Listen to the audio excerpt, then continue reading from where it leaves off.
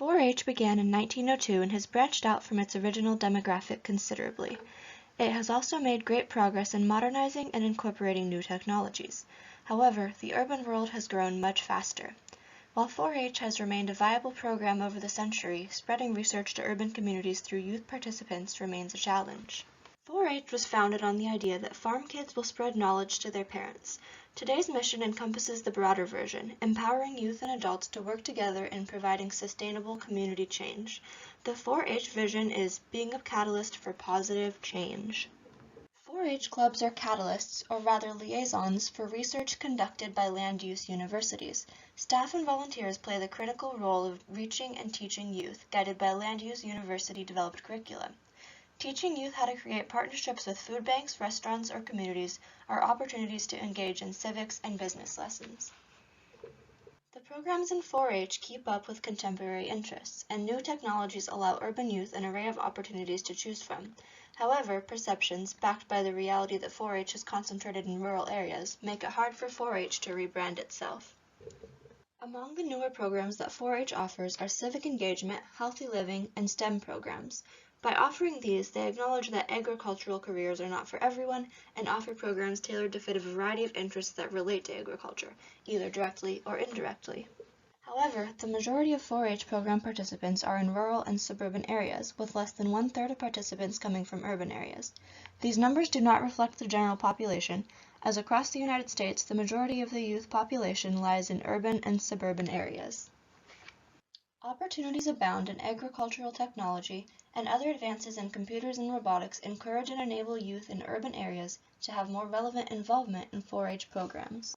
However, 4-H is often seen as a primarily rural program due to the agricultural nature of the organization. They are perceived as a program that serves rural or farming communities instead of urban areas. Lack of advertising and outreach in urban areas perpetuates these perceptions. While 4-H is increasing urban attendance through a multi-year program, Rutgers College explains that outreach programs are still lacking and isolation is felt amongst urban groups.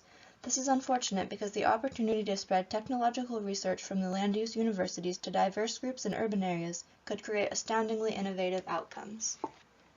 We propose to use a $46,132 grant on an urban farming project that is designed to proactively gain, facilitate, and manage urban youth groups. Outreach, transportation, teaching, and skilled mediation for vulnerable participants will lead to a framework that allows 4-H to impart its hands-on business and civic engagement skills on youth that generally do not participate in these clubs. Our goal is to lead youth in urban areas in maximizing yields on unconventional lands and ensure that minimal amounts go to waste. Year 1 objectives would include securing a youth specialist, a minimum of 10 youth participants, and guiding them to create a garden and organizational plan to sell or donate the produce.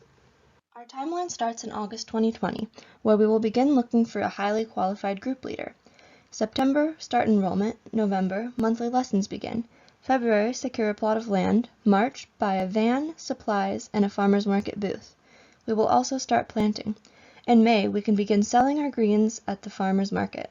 In September, we will have a party to promote our project. This budget includes marketing through urban schools and flyers placed to target urban families. A van with proper insurance is important to facilitate ride-sharing to meetings and distribution of produce. This will depreciate over the course of 4 years. Additionally, we have operating expenses such as supplies, a farm plot, and a farmer's market booth, and lastly, key staff and volunteer costs to secure and keep them. Outcomes for the first year include recruiting at least 10 urban youths, having them attend at a rate of 75%, and producing at least 5,000 pounds of food that goes to 781 households of the 7,812 urban households in Ellensburg. This project will help to grow local urban interest. It will provide a model for larger cities to use in gaining leadership and enrollment practices for their startups. It will also serve as a brotherhood to these startups, with which to correspond with. To end the isolation of urban 4-H groups, we must find a common mission, and that is to enable youth as best we can to learn through head, heart, health, and hands. The 4-H way. Thank you. Thank you for coming.